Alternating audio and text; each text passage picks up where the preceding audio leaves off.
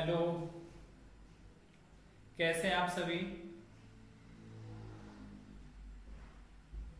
उम्मीद करते हैं कि आप सभी की पढ़ाई और स्टडी आप सभी का अच्छा चल रहा होगा और जितने भी वीडियो हमारे यूट्यूब चैनल पर डाले गए हैं उन सभी वीडियो को आप देख लिए होंगे। मतलब लाइव चैनल जो भी लाइव क्लासेस चल रहे हैं उन सारे वीडियो को आप देख लिए होंगे। अगर आपको कुछ भी डाउट होता है तो आप कमेंट सेक्शन में पूछ सकते हैं और सजेशन भी दे सकते हैं कि कैसे आपकी डिमांड है, आप ही के डिमांड पे और क्लासेस उसी तरीके से आपको पढ़ाए जाएंगे। हम आपको अपने YouTube चैनल पे आप सभी का स्वागत करते हैं। आज हमारा मध्यकालीन भारत का 7th क्लास है और जो भी छात्र जो ऑफलाइन पढ़ना चाहते हैं वो मार्गदर्शन में आकर ज्वाइन कर सकते हैं। और पिछले क्लासेस में भी मैंने इन सभी बातों को बताया था। जो भी प्रॉब्लम है आप इस नंबर पे 7903777041 पे आप क्या कर सकते हैं, इंक्वायरी ले सकते हैं। कुछ भी डाउट है या कोई सजेशन है या आप ऑफलाइन एडमिशन लेना चाहते हैं तो आप यहाँ से क्या कर सकते हैं, इंक्वायरी ले सकते हैं बिहार पुलिस और बिहार एसआई के लिए। चलिए हम लोग आगे पढ़ते हैं। पिछले क्लासेस में हमें आपको पढ़ा रहा था कि खिलजी वंश को क्या किया गया था, खत्म किया गया। खिलजी वंश का अंतिम शासक हुए, थोड़ा सा पीछे से बताते हैं। खिलजी वंश का अंतिम शासक हुए, अंतिम शासक हुए जिनका नाम है खिज्र खान। क्या नाम है? खिलजी वंश का अंतिम शासक कौन हुए? सॉरी, खिज्र खान बोलते, खुसरो खान। कौन हुए? खुसरो खान। खुसरो खान। और इन्हीं की हत्या किया जाता है किसके द्वारा? गयासुद्दीन तुगलक के द्वारा। किसके द्वारा? गयासुद्दीन तुगलक के द्वारा। और गयासुद्दीन तुगलक के द्वारा इनका क्या किया जाता है? हत्या किया जाता है। और गयासुद्दीन तुगलक इनका हत्या कर एक नए वंश की स्थापना करते हैं और उसी वंश को कहा जाता है तुगलक वंश। क्या कहा जाता है? तुगलक वंश। क्या कहा जाता है? तुगलक वंश। तुगलक वंश का स्थापना होता है और यह वंश 1314 से लेकर 1420 तक,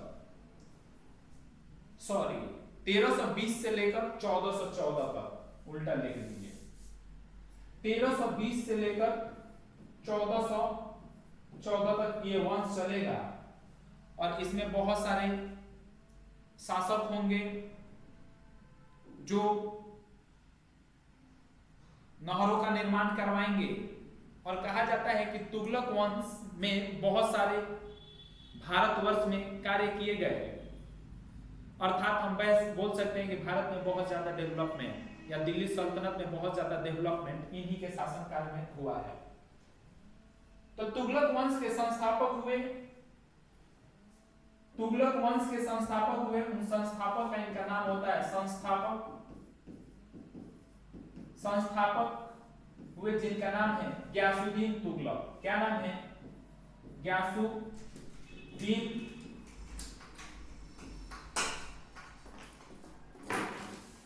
तुगलक। संस्थापक हुए गयासुद्दीन तुगलक। क्या कौन हुए? गयासुद्दीन तुगलक। इनका कार्यकाल 1320 से लेकर 1325 तक रहा है। 1320 तक से लेकर 1325 तक रहा है। अच्छा, दिख नहीं रहा है क्या? कलर चेंज कर लेते हैं।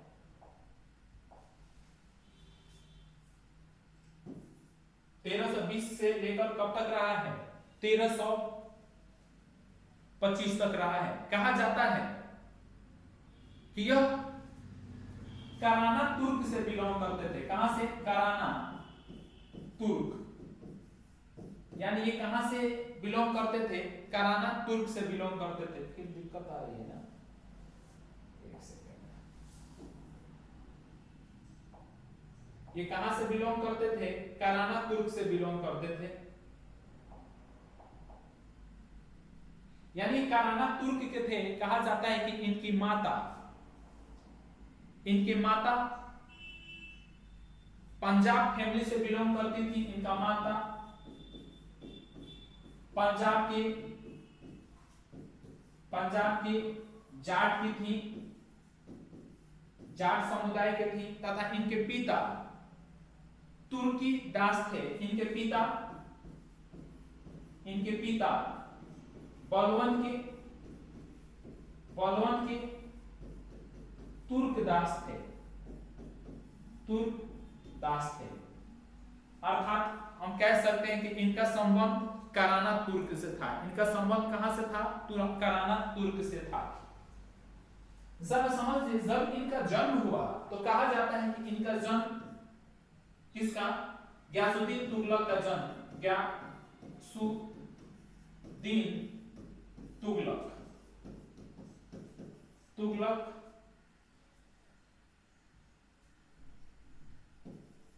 तुगलक का जन्म एक मध्य परिवार में हुआ था। परिवार में हुआ था।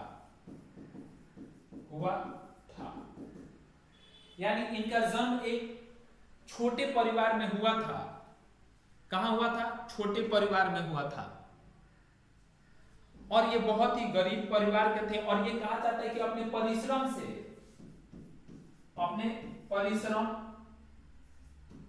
परिश्रम से दिल्ली का क्या बने? सुल्तान बने। और इसने स्थापना की किस वंश की? तुगलक वंश की। इन्होंने क्या किया? स्थापना किया। किस वंश का स्थापना किए? तुगलक वंश का इन्होंने क्या किया? स्थापना किया। कोई दिक्कत की बात नहीं। यानी अपने परिश्रम से तुगलक वंश का क्या किए? स्थापना किए। मोहम्मद बिन तुगलक जो इनके शासन के बाद, यानी इनके मृत्यु के बाद, मोहम्मद बिन तुगलक जो अगले सुल्तान होंगे, उनके बारे में अभी हम लोग समझेंगे थोड़ी देर में बाद। सबसे पहले इनको जानते हैं कि हमारा गयासुद्दीन तुगलक एक उपाधि धारण करेंगे जिसको कहा जाता है गाजी। कौन सी उपाधि धारण करेंगे? गाजी।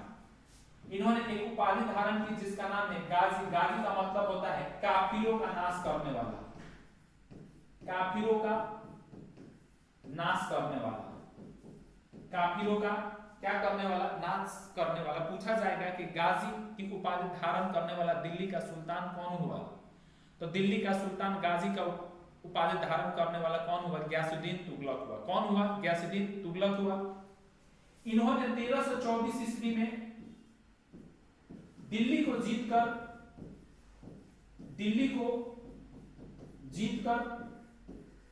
जीतकर इन्होंने दिल्ली में मिला दिया। दिल्ली को जीतकर दिल्ली में मिला दिया। 1324 ईस्वी में इन्होंने क्या लिख दिया? 1324 ईस्वी में दिल्ली को जीतकर नहीं, 1324 ईस्वी में बंगाल को जीतकर, क्योंकि दिल्ली को जीतकर दिल्ली में थोड़ा ना, बंगाल को जीतकर दिल्ली में मिला दिया।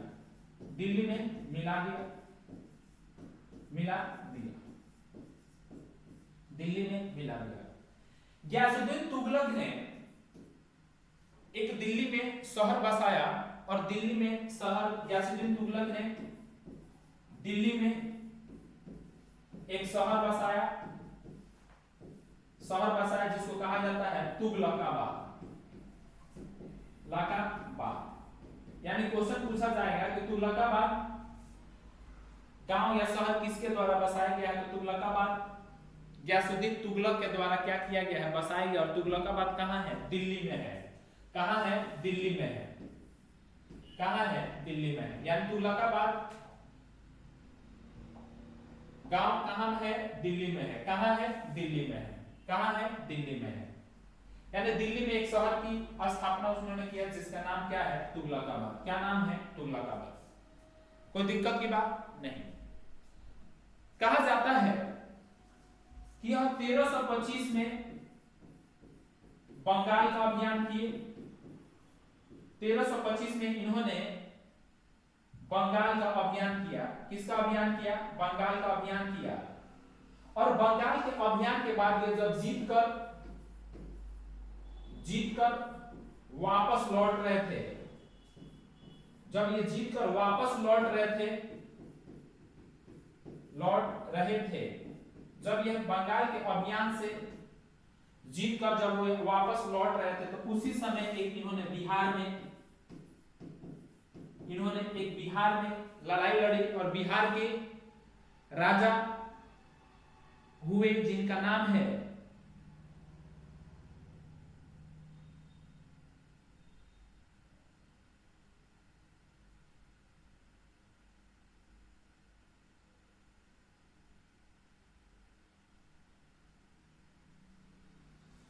बिहार के एक राजा हुए जिनका नाम है हरि सिंह। क्या नाम है, हरि सिंह। मतलब 1325 के बंगाल अभियान के बाद ये जब बंगाल से वापस दिल्ली की तरफ लौट रहे थे, तो बिहार के ही राजा हुए हरि सिंह, इनको हराकर बिहार को भी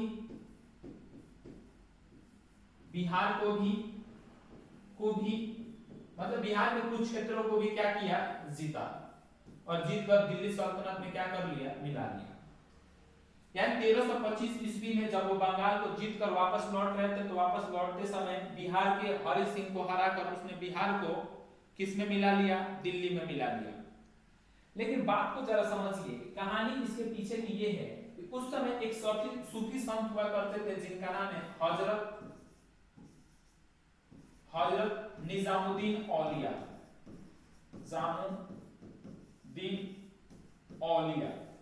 हजरत निजामुद्दीन औलिया ये क्या है, एक सूफी संत है। क्या है ये, एक सूफी संत है। यानी ये क्या है, एक सूफी संत है। ये क्या है, एक सूफी संत है। हजरत निजामुद्दीन औलिया एक सूफी संत हुए, और सूफी संत थे तो इनसे कहा जाता है कि गयासुद्दीन तुगलक की बनती नहीं थी। इनसे गयासुद्दीन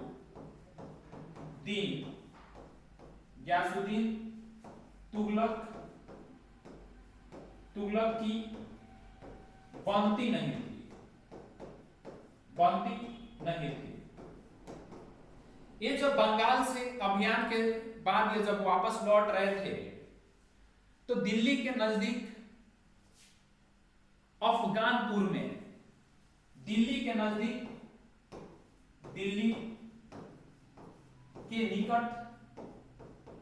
निकट अफगानपुर में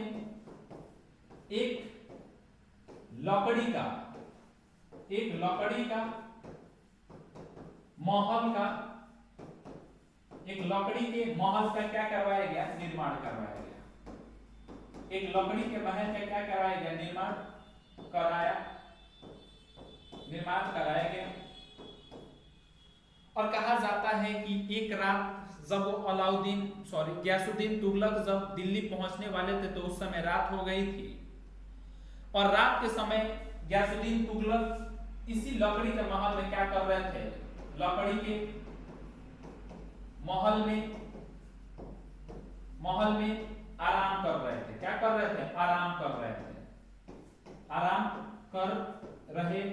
थे।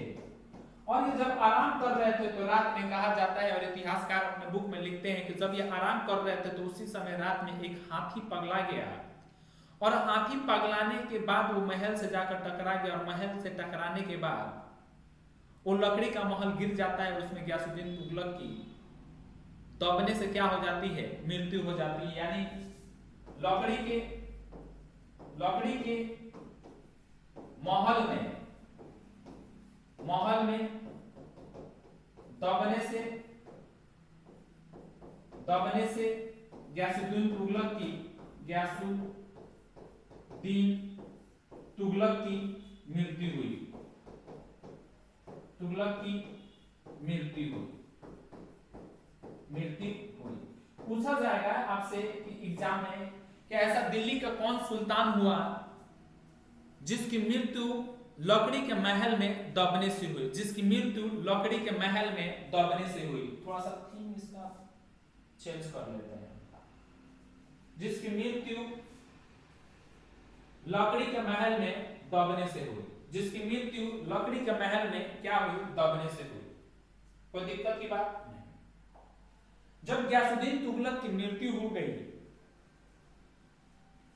और एक बात और जो हमारे सूफी संत के द्वारा कहा गया था, हुजूर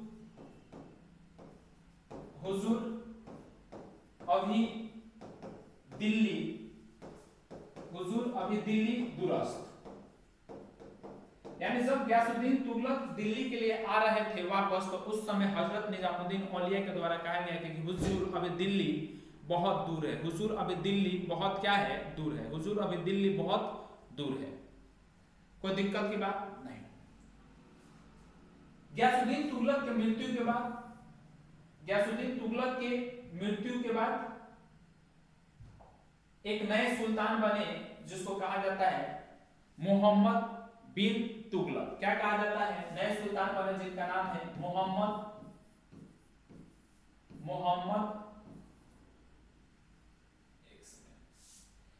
जिनका नाम है मोहम्मद बिन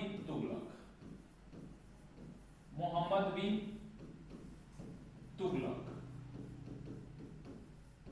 और इनका कार्यकाल, क्योंकि गयासुद्दीन तुगलक की ही मृत्यु 1325 ईस्वी के दौरान हो जाती है, और इनका कार्यकाल है 1325 से लेकर 1351 ईस्वी। कब से कब तक? 1325 से लेकर 1351 ईस्वी। मोहम्मद बिन तुगलक बहुत ही कार्य करवाए दिल्ली सल्तनत के डेवलपमेंट के लिए, और मोहम्मद बिन तुगलक ने दिल्ली में नहरों का निर्माण करवाया, जिससे सिंचाई व्यवस्था का क्या किया जा सके,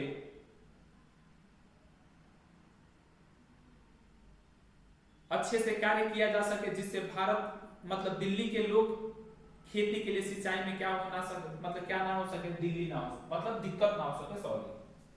यानी मोहम्मद बिन तुगलक का बचपन का नाम जौना खान था। इनके बचपन का नाम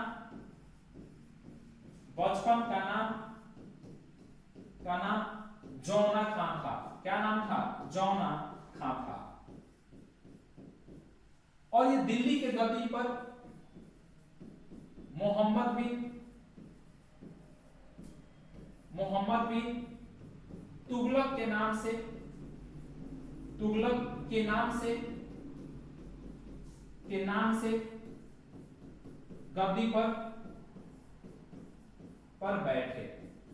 गद्दी पर बैठे। यानी इनके बचपन का नाम क्या था? जौना खान था। और ये दिल्ली के गद्दी पर किस नाम से बैठे हैं? मोहम्मद बिन तुगलक के नाम से बैठे हैं। मोहम्मद बिन तुगलक के नाम से बैठे हैं। मोहम्मद बिन तुगलक कहा जाता है कि ये बहुत ही योग्य शासक था। ये बहुत ही पढ़ा लिखा या योग्य शासक था। क्या था? योग्य शासक था। ये एक योग्य शासक था, लेकिन कहा जाता है कि इन्होंने जो भी कार्य किए, ये सारी इनकी योजनाएं या सारे कार्य इनके क्या रहे? असफल रहे। इसी में एक बदायूं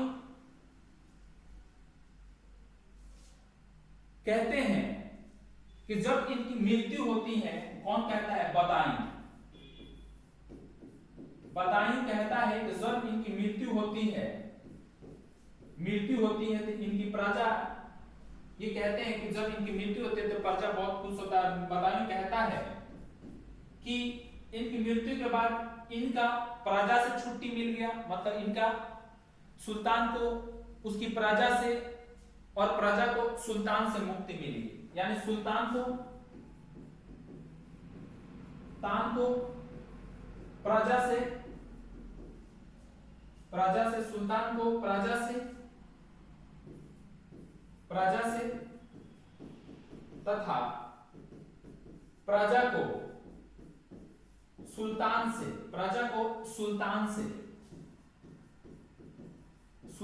से मुक्ति मिल गई। अभी इसके बारे में जानेंगे कि बदायूं ऐसा क्यों कहता है। क्योंकि ये अपने जीवन काल में जितने भी योजनाओं को चलाए इन्होंने, सारी योजनाएं असफल रही। अब जानते हैं इसीलिए बदायूं कहता है कि जब इनकी मृत्यु हुई तो प्रजा बहुत ही खुश हुई, और कहा जाता है कि बदायूं ऐसा लिखता है कि मोहम्मद बिन तुगलक को इनकी प्रजा से और प्रजा को इनसे क्या हो गई, मुक्ति मिल गई। जरा समझते हैं ये कहानी ऐसा क्यों बोलता है। इन्होंने सबसे पहला अपने कार्यकाल के दौरान में किसने कार्य किया जिसको कहा जाता है राजधानी परिवर्तन। सबसे पहले इन्होंने अपनी इस समय मोहम्मद बिन तुगलक के समय राजधानी कहां हुआ करती थी, यानी कैपिटल इस समय कहां है, कैपिटल कहां है, दिल्ली है। कहां है कैपिटल, दिल्ली। और मोहम्मद बिन तुगलक अपना राजधानी दिल्ली से देवगिरी ले गए। कहां शिफ्ट किया उन्होंने, दिल्ली से कहां किए, दिल्ली से कहां परिवर्तन किए, देवगिरी। और कहा जाता है कि जब इनकी प्रजा खाना के साथ ऊंट, हाथी, घोड़े इत्यादि के साथ कहां चले गए, जब जा रहे थे दिल्ली से कहां गए, देवगिरी गए। तो उसमें देवगिरी दिल्ली से बहुत दूर है, जिसको लेकर इनकी प्रजा बहुत ही क्या हो गई, थक गई। लेकिन कुछ ही समय के बाद जब ये राजधानी अपना दिल्ली से देवगिरी लेकर गए तो इस समय मंगोलों का आक्रमण स्टार्ट हो गया। किसका आक्रमण, मंगोलों का आक्रमण। कहां होने लगा, दिल्ली पर होने लगा। कहां होने लगा, दिल्ली पर होने लगा। और मंगोलों को आक्रमण को ये देवगिरी में रहकर क्या नहीं कर पा रहे थे, दबा नहीं पा रहे थे, जिसको लेकर ये बहुत ही असहज महसूस कर रहे थे। तो इन्होंने फिर अपनी राजधानी देवगिरी से कहां लेकर आए, दिल्ली।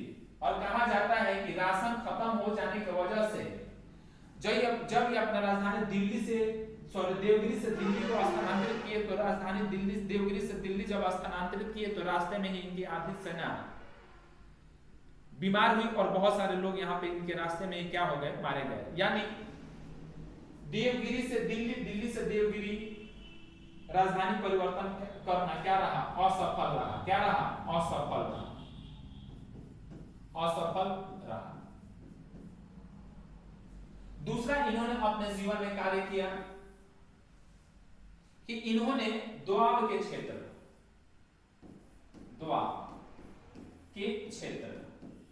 जरा समझिए दोआब किसको कहा जाता है। जरा आप समझिए कि दोआब किसको कहा जाता है। दोआब उन क्षेत्रों को कहा जाता है जो क्षेत्र दो नदियों के बीच में है, जो भूमि या क्षेत्र हुआ करता है, उसी को क्या कहा जाता है, दोआब। यानी दोआब का मतलब दो नदियों के बीच के क्षेत्र को क्या कहा जाता है, दोआब। इन्होंने पंजाब के दोआब क्षेत्र में, इन्होंने पंजाब की दोआब क्षेत्र में दोआब में कर की वृद्धि कर दी। क्या कर दी, कर की वृद्धि कर दी। और उसी साल जब इन्होंने कर की वृद्धि की, उसी समय उस जगह पे यानी पंजाब के दोआब क्षेत्रों में क्या पड़ गया, सूखा पड़ गया। क्या पड़ गया, सूखा पड़ गया। और सूखा पड़ने की वजह से जो किसान थे वो कर को क्या नहीं कर पाए, चुका नहीं पाए। सूखा पड़ने की वजह से किसान कर को नहीं चुका पाए, नहीं चुका पाए, चुका पाए। यानी जब उन्होंने द्वाब क्षेत्र में कर को बढ़ाया तो द्वाब क्षेत्र में उस वर्ष क्या पड़ गया, सूखा पड़ गया, और सूखा पड़ने से किसान उस कर को नहीं चुका पाए। इससे भी ये कहा जाता है कि ये भी योजना क्या रही, असफल रही। क्या रही, असफल रही। ये भी योजना क्या रहा, असफल रहा। इन्होंने एक और कार्य किया, इन्होंने कहा जाता है कि इनका जब शासन था तो सोना, सोना और चांदी, और चांदी, सोना और चांदी की कमी हो गई, कमी हो गई। और जब उनका शासन था और सोने और चांदी की जब कमी हो गई, और उस समय भारत में या दिल्ली सल्तनत में सोना और चांदी का सिक्का चलाया जाता था, तो इसी कमी को दूर करने के लिए इन्होंने लेदर कॉइन स्टार्ट कर दिया। कौन सा कॉइन, लेदर कॉइन। और लेदर कॉइन का वैल्यू सोने और चांदी के बराबर रखा। ऐसा करने से जितने भी छोटे छोटे व्यापारी थे वो घरों में ही क्या बनाने लगे, सिक्के बनाने लगे। घर में ही क्या बनाने लगे, छोटे छोटे जितने भी व्यापारी थे, छोटे छोटे व्यापारी, छोटे व्यापारी लोग घर में ही क्या बनाने लगे, घर में ही सिक्के बनाने लगे, मतलब रुपया बनाने लगे। और इससे क्या हुआ कि बहुत तेजी से, जैसे घर में ही लोग सिक्का बनाने लगे और मार्केट में सिक्के को अपने नाम से क्या करने लगे, चलाने लगे, जिसको लेकर इकोनॉमिक्स में एक इन्फ्लेशन टर्म आती है, वही इसको लेकर मार्केट में बहुत दिक्कत हुआ। यानी सिक्के यानी कॉइन, कौन नकली है कौन असली है, लोग पहचान नहीं पा रहे थे। यानी कहा जाता है कि जब ये कॉइन या जिसको कहा जाता है सांकेतिक मुद्रा प्रचलन, इसी को क्या कहा जाता है, सांकेतिक मुद्रा प्रचलन, यानी सांकेतिक मुद्रा प्रचलन मतलब मुद्रा, सॉरी, सांकेतिक मुद्रा प्रचलन, सांकेतिक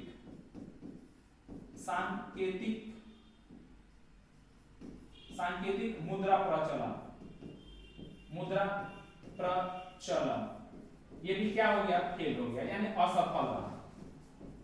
ये भी क्या रहा, असफल रहा। यानी इन्होंने सबसे पहले अपना राजधानी दिल्ली से कहां शिफ्ट किया, देवगिरी। और दिल्ली से जब देवगिरी शिफ्ट किया तो उस समय दिल्ली के क्षेत्रों में मंगोलों का आक्रमण बढ़ गया, जिसकी वजह से उनको दोबारा राजधानी देवगिरी से दिल्ली स्थानांतरित करना पड़ा, जिसकी वजह से आधे रास्ते में उनकी सेना की तबीयत बिगड़ने से बहुत सारे सेना की क्या हो गई थी, या सैनिकों की क्या हो गई थी, मृत्यु हो गई थी, वो भी असफल रहा। इन्होंने कहा जाता है कि द्वाब क्षेत्रों में कर की वृद्धि कर दी, और कर मतलब टैक्स की वृद्धि कर दी, जिसके वजह से उसी साल द्वाब के क्षेत्र में क्या आ गया, सूखा आ गया। और सूखा आने से किसान लोग कर का भुगतान नहीं कर पाए, ये भी असफल रहा।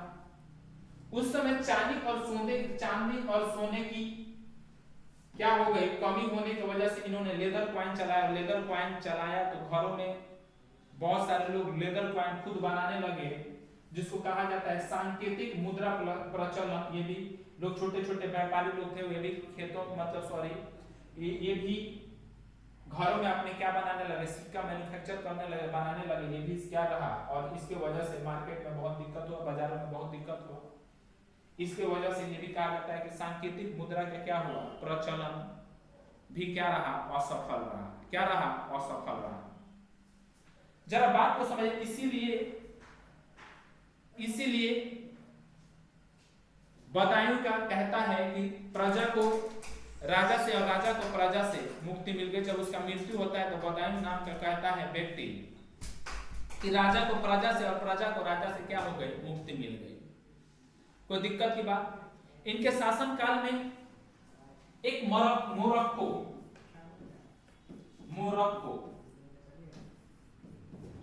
यात्री आता है।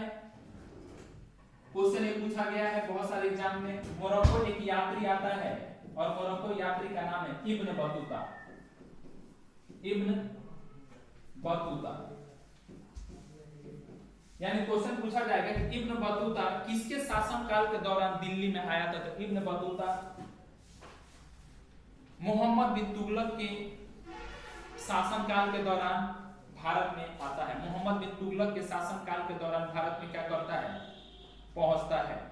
कोई दिक्कत की बात? और इब्न बतूता ही एक बुक लिखता है। इब्न बतूता के द्वारा एक बुक लिखा जाता है जिसका नाम है रहेला। बुक यानी किताब लिखा जाता है जिसका नाम क्या है? रहेला। पूछा जाएगा कि रहेला किसके द्वारा लिखा गया? तो मोरक्को यात्री इब्न बतूता के द्वारा क्या लिखा गया है? रहेला नामक पुस्तक को लिखा गया है। कोई दिक्कत की बात नहीं। यानी सोना चांदी, द्वार के क्षेत्र में कर की वृद्धि, दिल्ली से देवगिरी अपनी राजधानी परिवर्तन करना, ये सारी उसकी कहानियां क्या हो रही हैं? फेल होती जा रही हैं। और ये इब्न बतूता भारत में 1342 ईस्वी में आता है और उस समय किसका शासन रह रहा है? 1342 में फिरोज शाह तुगलक का शासन है। सॉरी, मोहम्मद बिन तुगलक का शासन है। किसका शासन है? मोहम्मद बिन तुगलक का शासन है। जरा कहानी को आगे देखते हैं। इसी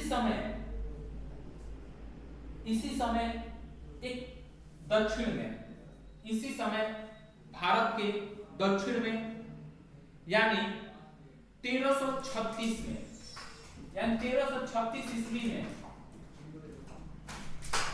भारत के दक्षिण में विजयनगर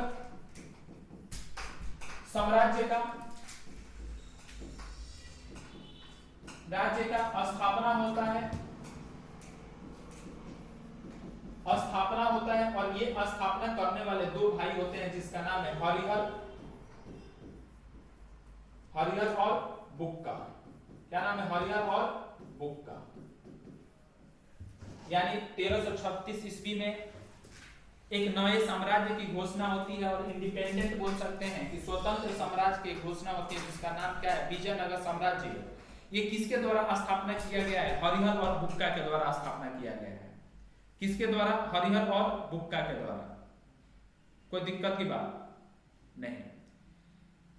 इन्हीं के शासन के दौरान हम आपको बता चुके हैं कि इब्न बतूता भारत आता है और इब्न बतूता भारत आता है उस समय एक किताब को लिखता है जिसका नाम है रहेला। क्या नाम है? रहेला। कोई दिक्कत नहीं। और ये व्यक्ति कहां का रहा है? मोरक्को का है। कहां का है? मोरक्को का है। कोई दिक्कत नहीं। मोहम्मद बिन तुगलक को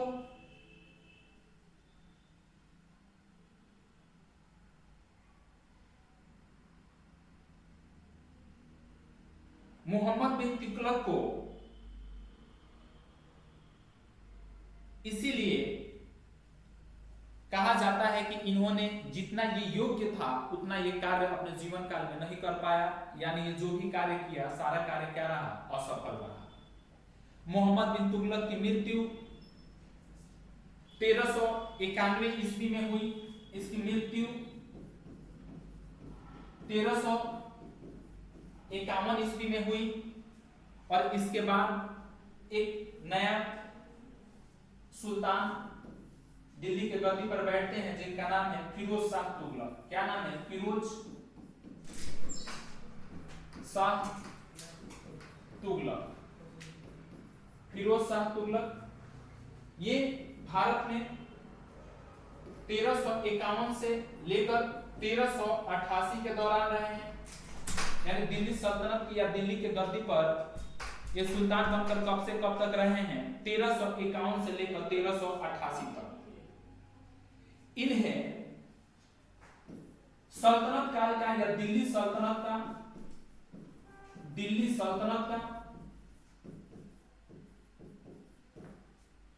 का अकबर कहा जाता है। इन्हें दिल्ली सल्तनत का क्या कहा जाता है? अकबर कहा जाता है। क्योंकि कहा जाता है क्योंकि इनके शासनकाल के दौरान दिल्ली सल्तनत में बहुत सारे कार्य हुए। इनके शासनकाल के दौरान दिल्ली सल्तनत में बहुत सारे कार्य हुए सबसे पहले इन्होंने दिल्ली की जनता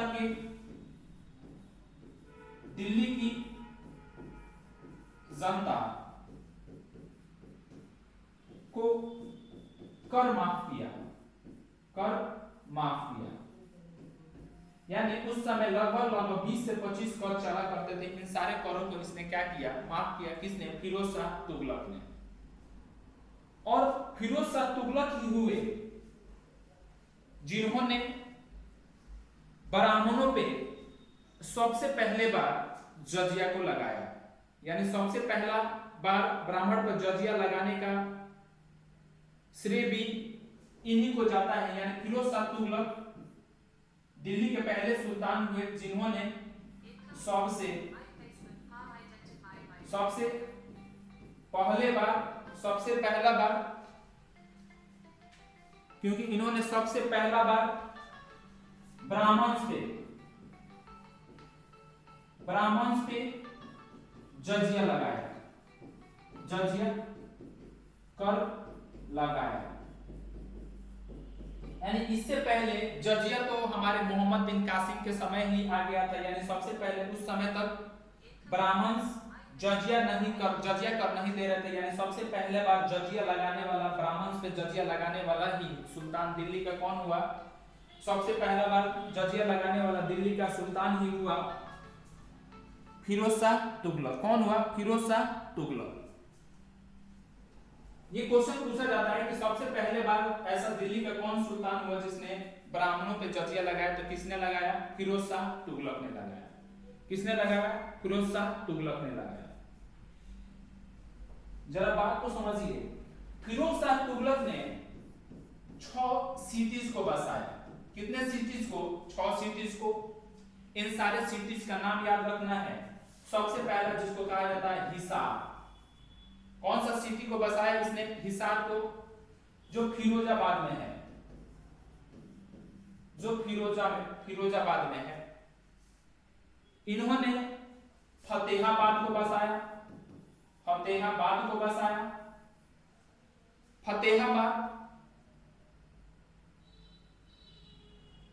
शहर का नाम फतेहाबाद इसलिए रखा क्योंकि इनके बेटे का भी नाम सन के, यानी इनके बेटे के नाम पर इस शहर को बसाया, जिसको कहा जाता है फतेहाबाद। इन्होंने सबसे पहले हिसार शहर को बसाया, उसके बाद फतेहाबाद को। एक और इन्होंने एक सिटी बसाया जिसको कहा जाता है फिरोजपुर। क्या कहा जाता है? फिरोजपुर। क्या कहा जाता है? फिरोजपुर।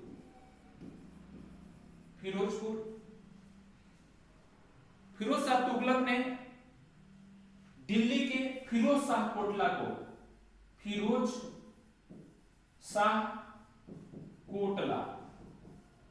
बसाया।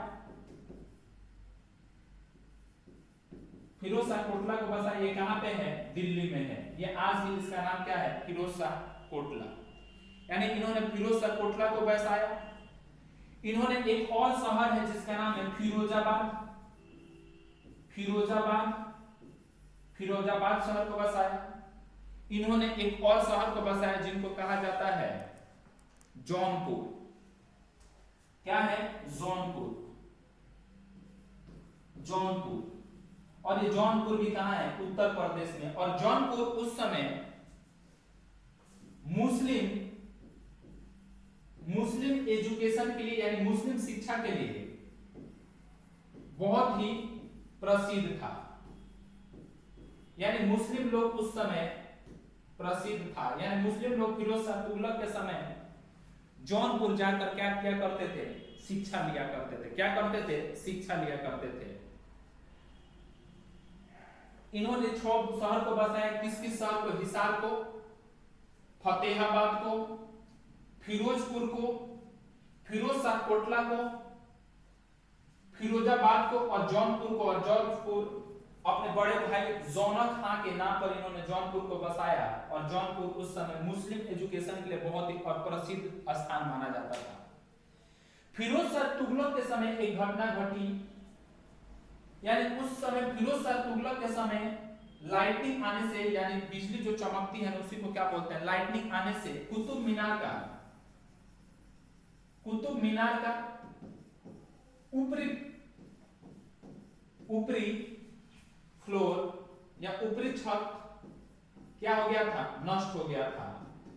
तो नष्ट होने की वजह से इन्होंने कुतुब मीनार का क्या कराया, कुतुब मीनार का मरम्मत करवाया। क्या करवाया, कुतुब मीनार का मरम्मत करवाया। यानी फिरोज शाह अपने शासन काल के दौरान कुतुब मीनार की बिल्डिंग या ऊपरी फ्लोर ढह जाने की वजह से, लाइटनिंग की वजह से गिर जाने की वजह से इन्होंने फिरोज शाह तुगलक ने कुतुब मीनार का क्या करवाया, मरम्मत करवाई। क्या करवाया, कुतुब मीनार का क्या करवाया, मरम्मत करवाया। ये भी कहा जाता है कि फिरोज शाह तुगलक के समय लगभग 1,80,000 लगभग 1,80,000 इनके शासन काल के दौरान दास रहते थे। यानी दास इनके शासन काल में 1,80,000 के कहा जाता है कि पूछा जाएगा कि दिल्ली सल्तनत के किस सुल्तान के समय सबसे अधिक दास रहा करते थे। तो किसके समय, फिरोज शाह तुगलक के समय सबसे अधिक दास रहा करते थे इनके दरबार में, करते थे इनके दरबार में, इन्हीं के दरबार में। कहानी जितनी है सब अच्छे से हम लोग पढ़ते रहेंगे। फिरोज शाह तुगलक ने एक और काम किया, फिरोज शाह तुगलक ने एक और किया, जो अशोक के द्वारा स्तंभ बनवाए जाते थे। यानी अशोक के अशोक के स्तंभ, जिसको मेरठ में भी एक स्तंभ था। मेरठ और